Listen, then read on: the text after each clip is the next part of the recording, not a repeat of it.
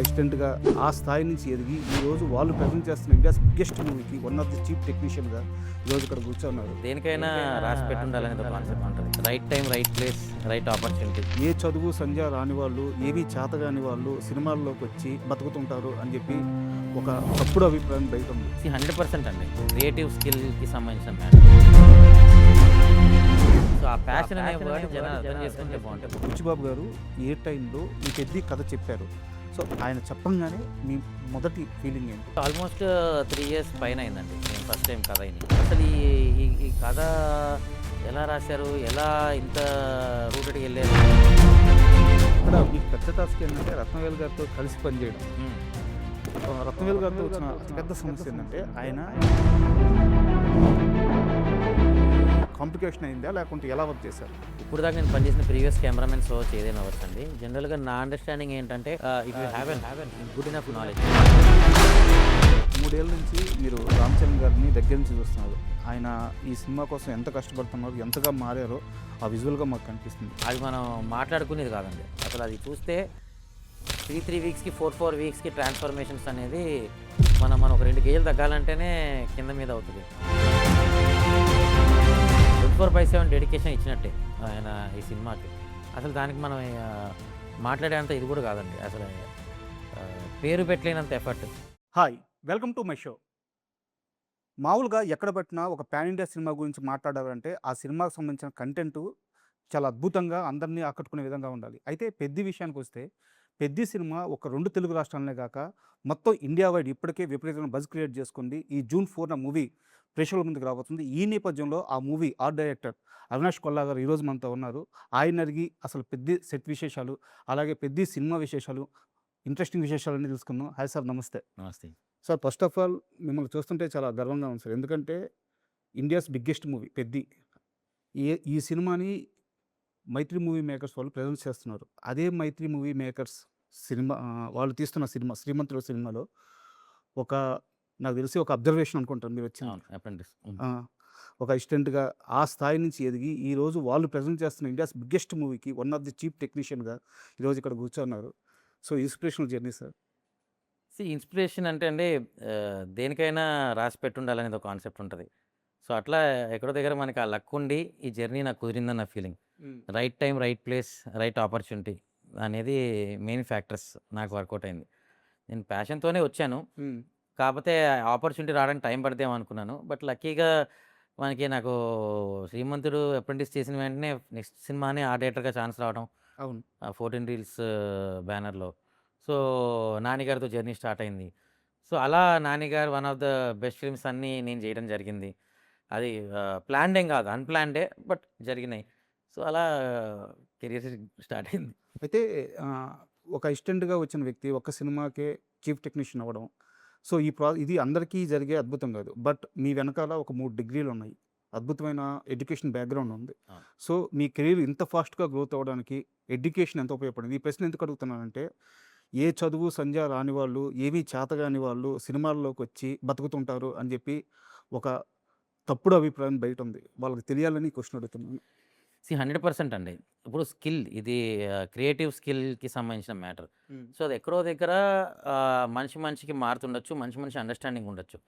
But నేను చేసే job ఏదైతే ప్రొడక్షన్ డిజైన్ ఉందో దాంట్లో వాస్ట్ నాలెడ్జ్ అన్నిటి మీద ఉండటం అనేది చాలా నీడ్ అండ్ నెసెసిటీ. ఇప్పుడు నిజంగా ఇలా ఉండేదా, ఇది కరెక్టా కాదా, ఈ గన్ను వాడచ్చా వాడకూడదా, హిస్టరీ అవ్వచ్చు, హిస్టరీ మీద నాలెడ్జ్ అవ్వచ్చు. లేతే ఈ జాబ్లో ఉండే మెయిన్ సాటిస్ఫాక్షన్ ఏంటంటే ప్రతి జాబ్లో మహా అయితే 4 థింగ్స్ ఉంటాయి, అవి నేర్చుకుంటే సరిపోతాయి. ప్రొడక్షన్ డిజైన్లో ఏంటంటే ప్రతి సినిమా కథని బట్టి number of things, Calcutta base అవ్వచ్చు, లేకపోతే ఫారెన్ అవ్వచ్చు, ఇంకేవచ్చు.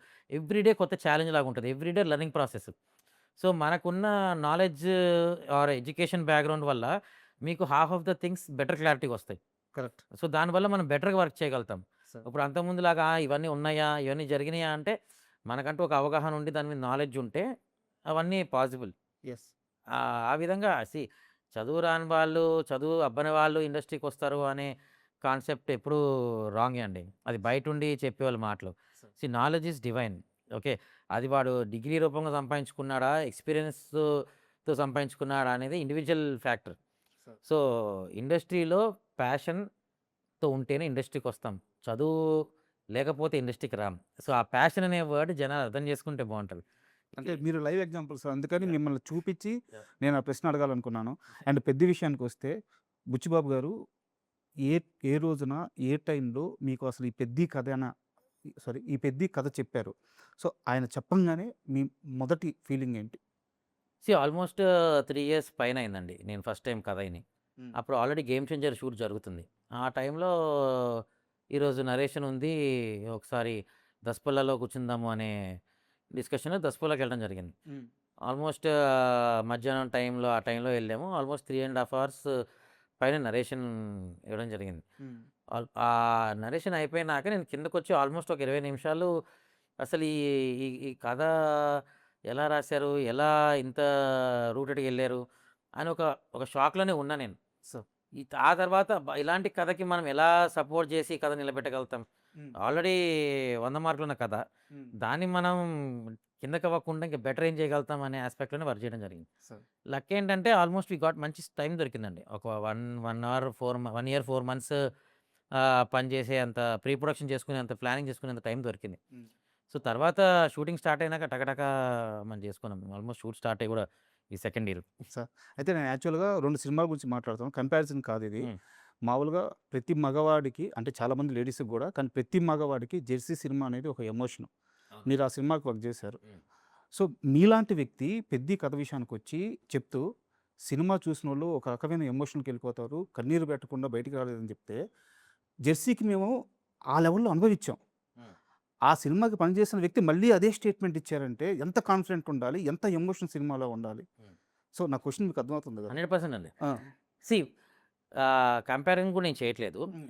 'జెర్సీలో' ఓ చిన్న సాఫ్ట్ ఎజెండా ఉంటది. అవును. అంటే ఒక అండర్ కరెంట్ ఫ్యాక్టర్ ఉంటది. ఒక ఫాదర్ ఎమోషన్ అది. Hmm. If you see it's emotion between a father and child. It's not a generic emotion. Correct. So, అక్కడ ఒక కొడుకు కోసము తండ్రి ఎంత దూరం ఎళ్ళగలుగుతాడు? హ్మ్. కొడుకు విషయంలో ఎంత ఆహ్, కొడుకు దృష్టిలో తండ్రి అనేవాడు కరెక్ట్‌గా ఉండాలి అనే ఫ్యాక్టర్ మీద ఉంటది emotion. It's a emotion only. Sir. But ఇక్కడ ఒక ఇండివిడ్యువల్ పర్సన్ ఎంత దూరం ఎళ్ళగలుగుతాడు? హ్మ్.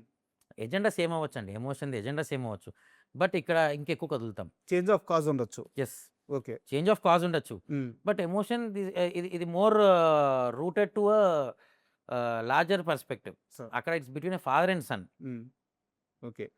బట్ ఇక్కడ సెట్స్ విషయానికొస్తే మీరే చెప్పారు సార్ 20కి పైగా సెట్స్ ఏసామని జెప్పేసి. అయితే నా చిన్న డౌట్ ఏందంటే విజయనగరం బ్యాక్‌డ్రాప్ గాని అంటే నేను నేల గురించి మాట్లాడుతున్నా. హ్మ్. సో, అది డెక్కన్. మనకి హ్మ్. హైదరాబాద్ డెక్కన్. హ్మ్. ఎర్ర నేల. మనకి ఎర్ర నేల. హ్మ్. సో, ఇక్కడ సెట్ చేసుకోవడానికి విజయనగరం బ్యాక్‌గ్రౌండ్ సినిమా ఉండడం, ఇక్కడ సెట్ చేసుకోవడం మీకెంత ఫీజిబిలిటీ దొరికింది?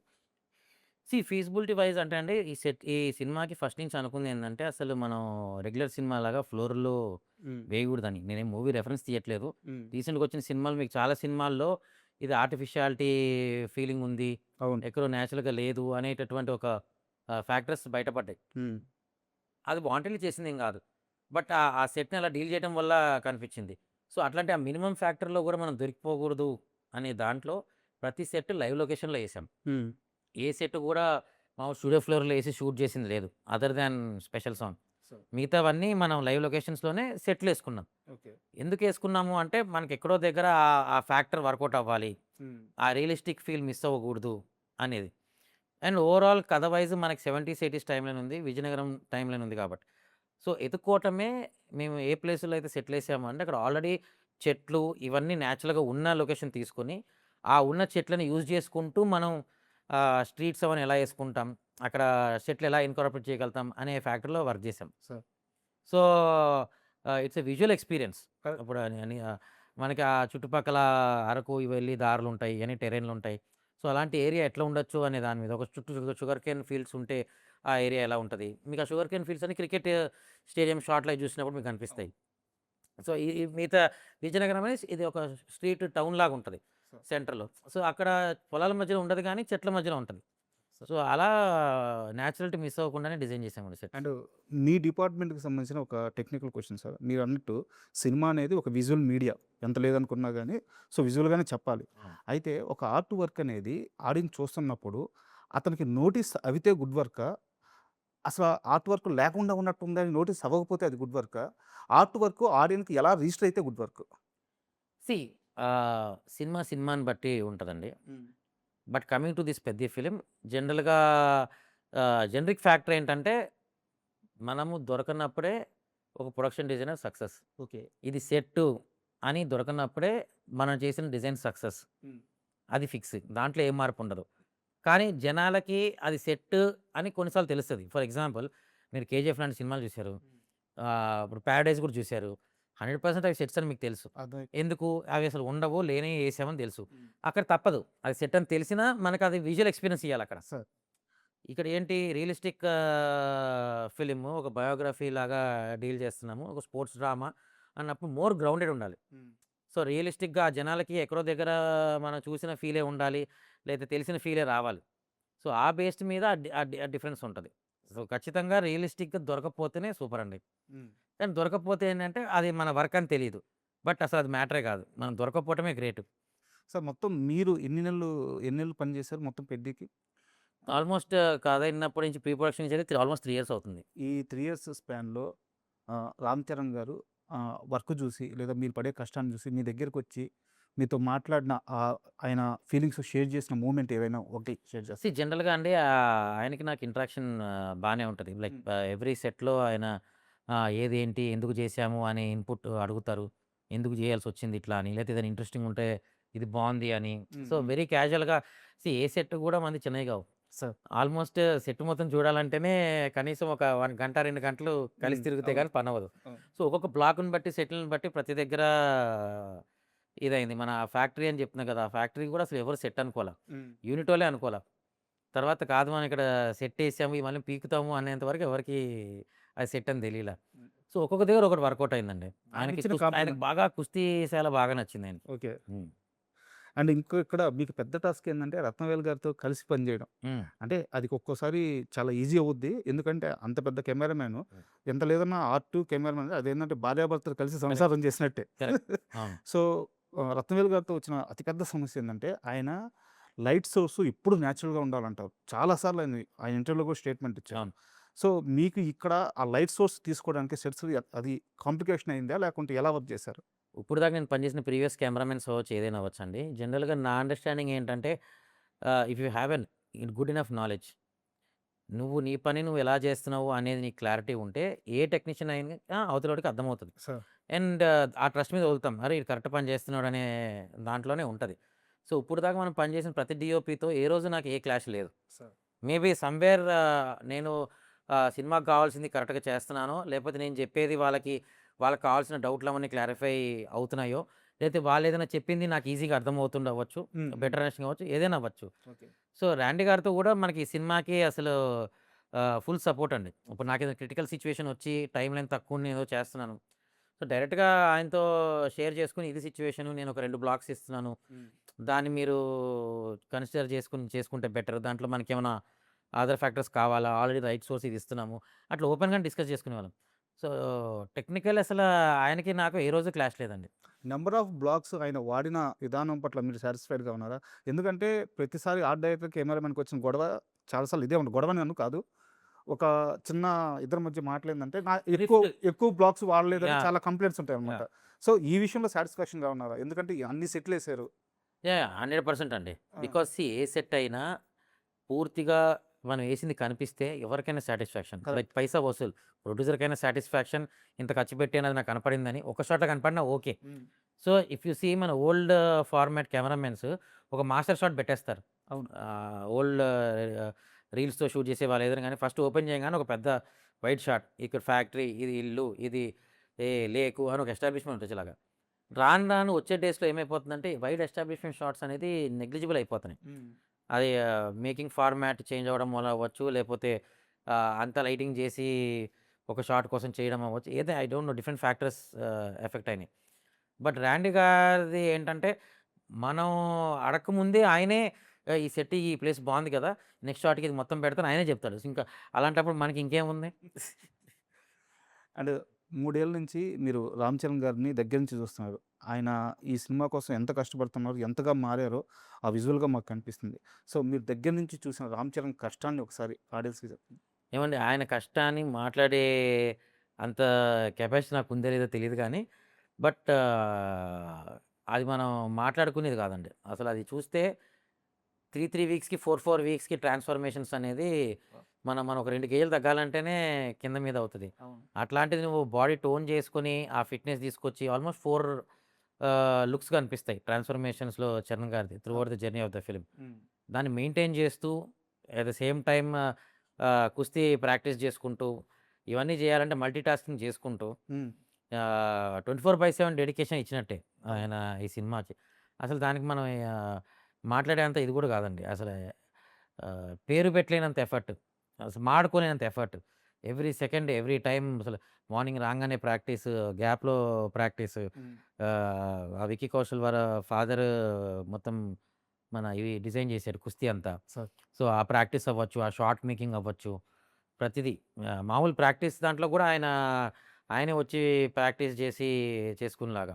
సార్. అసల డూప్స్, గీప్స్ ఏవి లేవు ఈ సినిమాలో. డూప్స్ వాడలేదా? అస్సలు జీరో డూప్స్. హ్మ్. యాక్చువల్‌గా ఒక చీఫ్ టెక్నీషియన్ అన్న తర్వాత రీసెర్చ్ అనేది చాలా ఇంపార్టెంట్. అవును. ఉదాహరణకి 'కోటి రామ్మూర్తి' గారికి సంబంధించిన రెఫరెన్స్ ఉంది. ఆయన బ్యాక్‌గ్రౌండ్ ఉంది. సో, మీరు ఎలాంటి రెఫరెన్స్ తీసుకున్నారు? ఎలాంటి రీసెర్చ్ చేశారు? ఆల్మోస్ట్ 70 సిటీస్‌కి సంబంధించిన విజయనగరం టెంప్లేట్స్ అంతా గూడా ఆ ఊర్లకెళ్ళి మొత్తం వీడియోస్ తెచ్చుకొని, అక్కడ లైబ్రరీస్ నుంచి విశాలాంధ్ర అట్లాంటి ప్లేస్ నుంచి కంటెంట్ తెప్పించుకొని, ఆ టైంలో వచ్చే న్యూస్ పేపర్స్ ఇవన్నీ ఏ ఏ కంటెంట్ దొరికితే ఆ కంటెంట్ తెచ్చుకున్నాం. ఓకే. ఢిల్లీ, గిల్లీ మిగతా అన్ని అఖాడాస్ జనరల్‌గా కుస్తీశాలని అఖాడా అంటారు. హ్మ్. అఖాడాలన్నిటికి ఎళ్లి అసలు వాళ్ళెలా ఉంటాయి అఖాడాలు? ఎలా మెయింటైన్ చేస్తారు? వాళ్ళ ప్రిన్సిపల్స్ ఏంటి? వాళ్ళకి దైవత్వంతో సమానం. ఈవెన్ అక్కడున్నా సరే, ఆ గ్రౌండ్‌ని గూడా వాళ్ళు దండం పెట్టుకునే లోపలికెళ్తారు. సార్. లోపల గూడా చాలా హైజీన్‌గా పూజ చేసినట్టు క్లీన్ చేసుకోవడాలు లాంటివుంటాయి. ఇవన్నీ అండర్‌స్టాండ్ చేసుకుంటే మనకొక ప్రాసెస్ అర్థమవుతది. ఎలా చేస్తే ఇవన్నీ తయారవుతాయని. సో, అవన్నీ మనం కుస్తీలో ఇంప్లిమెంట్ చేసుకున్నాం. బెల్లం చేసే ప్రాసెస్ ఏంటి? ఇప్పుడు వేరే ఉంది కెమికల్ ప్రాసెస్. హ్మ్. అప్పట్లో ఎలా చేసేవారు? ఎలా ఎలాంటి ఎక్విప్‌మెంట్స్ ఉండేవి? సార్. ఎలా వాడి చేసుండొచ్చు? ఈ ఈ టైప్ ఆఫ్ రిసర్చ్‌లు. ఇప్పుడు విజయనగరం ఉంది. మన సినిమాకి కావాల్సిన కథకి ఎంత కావాలి? క్లాక్ టవర్ ఉంటది. యాజ్ ఇట్ ఈజ్ రెప్లికేట్ లా చేయకుండా కథకి కావాల్సిన విధంగా దాన్ని మౌల్డ్ చేసుకున్నాం.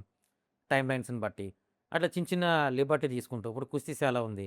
ఒక మంచి ఊర్లో ఒక ఔట్‌స్కర్ట్స్‌లో ఉండే లాంటి ప్లేసు. సత్రం అని ఒకటుంటది.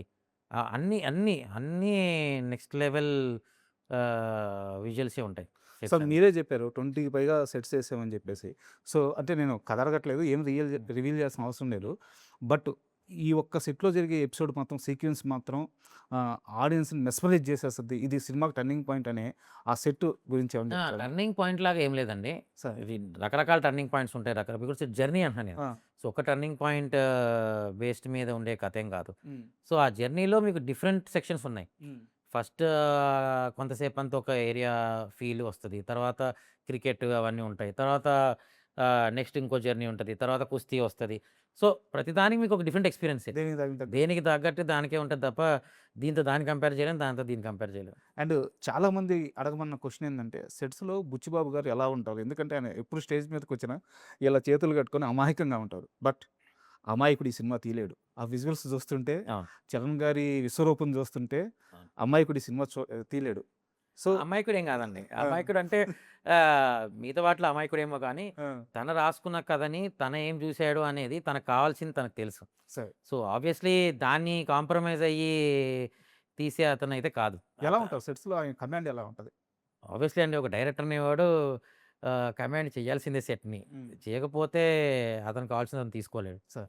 సో, ఆయన వరకు ఆయన స్ట్రాంగ్‌గా ఆయనకేం కావాలనేది ఖచ్చితంగా అచీవ్ చేసుకున్నాడండి. అదైతే ఏం లేదు. ఆయన జీరో కాంప్రమైజ్ సార్. నా విషయంలో అయితే. ఆయనకి ఇది కావాలి అంటే అది కావాలి అంతే. అండ్ మీ ఇద్దరి మధ్య జరిగిన ఏదన్నా చిన్న ఇన్సిడెంట్ హ్మ్. మీకు డైరెక్టర్ గారికి మధ్య జరిగింది. ఏదన్నా ఒకటి షేర్ చేసుకుంటారా? అంటే పర్టిక్యులర్‌గా ఇది నాకు కావాలని ఆయన అడగడం గాని. ఏం లేదండి. మనకి ఆ కొండ కింద ఊరని ఒక ఊరు ఎయాల్సొచ్చింది. మిగతా హ్మ్. విషయాలు అన్నిట్లో లిబర్టీ ఆయన నాకిచ్చారు. హ్మ్. సినిమాకి ఏది బెటరో అది చేయమని. సో, ఆయనకు కావాల్సిన ఇన్‌పుట్స్ అన్ని ముందే తీసుకున్నాం కాబట్టి హ్మ్. అవన్నీ జరిగినాయి. కొండ కింద ఊరనేది ఒకటే మనం లైవ్‌లో చేద్దామని అనుకున్నాం డే 1 నుంచి. హ్మ్. అసలు సెట్ ఏద్దాం అనుకోలేదు. ఆయనకెక్కడో అది కాన్ఫిడెన్స్ రాలేదు. వీళ్ళందరూ కూడా కాన్ఫిడెన్స్ ఉంచారు. నేను కొంచెం జంకాను. హ్మ్. పాసిబులా? కాదా? మనం రిస్క్ తీసుకుంటున్నామా అని. బట్ చేసిన తర్వాత అందరికీ నచ్చింది. బుచ్చి గారు కూడా సెపరేట్‌గా మీరు చెప్తే అర్థం కాలేదు. ఇప్పుడు చూస్తుంటే అసలు ఫ్రేమ్‌లో చూస్తుంటే ఏ ఊర్లో తీశారని అందరూ అడుగుతున్నారు అన్నప్పుడు ఇంకా అంతకంటే ఏం కావాలి? సార్ అండ్ ఈ బ్యాట్ గురించి చెప్పండి సార్. ఏందంటే మామూలుగా సరే అప్పట్లో బ్యాట్ అంటే ఎంఆర్ఎఫ్ బ్యాట్‌లయితే ఎలాగో ఉండవు. ఇలాంటి బ్యాట్‌లే కావాలి. బట్ ఆ బ్యాట్‌లకి ఆ గజ్జెలు కట్టడము, ఆ థ్రెడ్స్ ఉండడము. సో ఇదంతా ఏం టచ్ ఇది? ఏం లేదండి. ఇప్పుడు ఎప్పుడైనా ఒక క్యారెక్టర్ డిజైన్ చేసినప్పుడు, హ్మ్. ఆ క్యారెక్టర్ మెంటాలిటీ అవ్వచ్చు, బ్యాక్‌గ్రౌండ్, సోషియో ఎకనామిక్ స్టేటస్ ఏదైనా ఎక్కడి నుంచి వస్తున్నాడు, ఏంటి, హ్మ్. అతని ప్యాషనా, ఇప్పుడు క్రికెట్ అనేది అతని ప్యాషను. ఇప్పుడు ఎవరికైనా నచ్చిన ప్యాషన్ ఉన్నోడు ఆ బ్యాట్‌ని జాగ్రత్తగా పెట్టుకుంటాడు. నీట్‌గా కడుక్కుంటాడు. దాని మీద టెండూల్కర్ స్టిక్కర్‌లు అంటించుకుంటాడు. లేకపోతే ఇంకేదో ఎంఆర్ఎఫ్ స్టిక్కర్‌లు అంటించుకుంటాడు. అవును. సో, అలాగే ఒక ఊరు బ్యాక్‌గ్రౌండ్ నుంచి వచ్చే అతనుకుండే లిమిటేషన్, అతనుకుండే అవైలబిలిటీలో అతను తన ఒక బ్యాచ్ ప్రతి ఒక్కడు చిన్నప్పుడు మన బ్యాట్ స్పెషల్‌గా ఉండాలనుకుంటాం. ఖచ్చితంగా. దానికేదో రింగేస్తామో, లేదో కలరేస్తాము, రబ్బర్ బ్యాండ్‌లేస్తాము.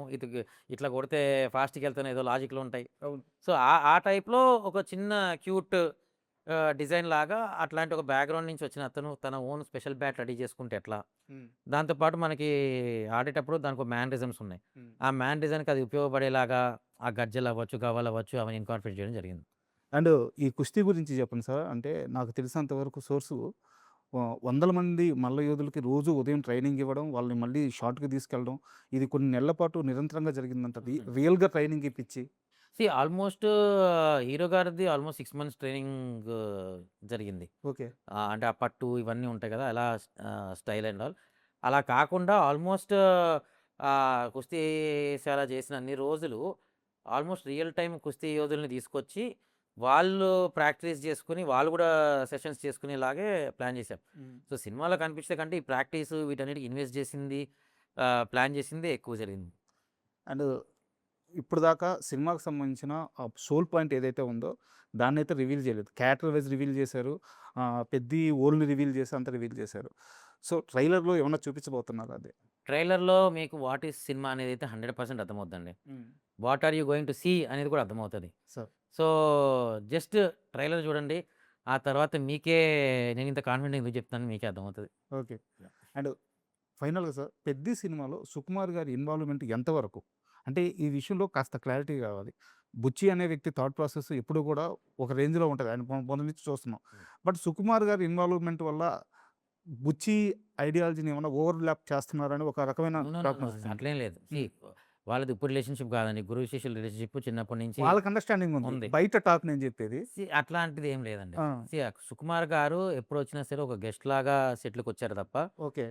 వేరే విధంగా ఏ రోజు సెట్‌లకి రాలా. సార్. బ్యాక్ ఎండ్‌లో కథ వైస్ ఆయన ఏం సపోర్ట్ చేశారు, ఎలా సపోర్ట్ చేశారు అనేది నాకు అవేర్‌నెస్ లేదు. ఓకే. అది బుచ్చిని అడిగితేనే చెప్పాలి. బట్ ఏ రోజు ఆయన సెట్స్‌కొచ్చి ఈ సినిమా ఫ్యాక్టర్స్‌లో బుచ్చికి డిస్టర్బ్ అయ్యేలాగా లేదు. హ్మ్. ఏమండి ప్రతి డైరెక్టర్‌కి అతనికి ఏం కావాలో తెలుసు. హ్మ్. అట్లాంటి సుకుమార్ గారికి అతని అసిస్టెంట్ దాంట్లో ఎందుకు ఎళ్లి పెడతారు? ఎందుకు ఇది కరెక్ట్. చేస్తారు? కరెక్ట్. ఎవరైనా ఒక మంచి చేసి పుష్ అవును. చేయాలనుకుంటారు గానీ. పైగా అని 'బుచ్చి' గారంటే సుకుమార్ గారికి చాలా ఇష్టం. Favourite student. అవును. So so, thank you very much sir. ఎందుకంటే సినిమా మీద ఇప్పటికే వరల్డ్ వైడ్ మంచి పాజిటివ్ బజ్ ఏర్పడిపోయి ఉంది. సో, ఇప్పుడు మీరు చేస్తున్న ఇంటర్వ్యూలు గూడా ఒక్కో ఇంటర్వ్యూ బ్లాస్ట్ అయిపోతున్నాయి. సో, ఖచ్చితంగా మూవీకి ఇది చాలా పెద్ద అసెట్ కాబోతుంది. మూవీ రిలీజ్ అయిన తర్వాత ఎలాగో సూపర్ సక్సెస్ అవుతుంది. అప్పుడు మనం పర్సనల్‌గా కూర్చొని ఒక ఇంటర్వ్యూ చేద్దాం. Definitely. Thank you sir. Thank you.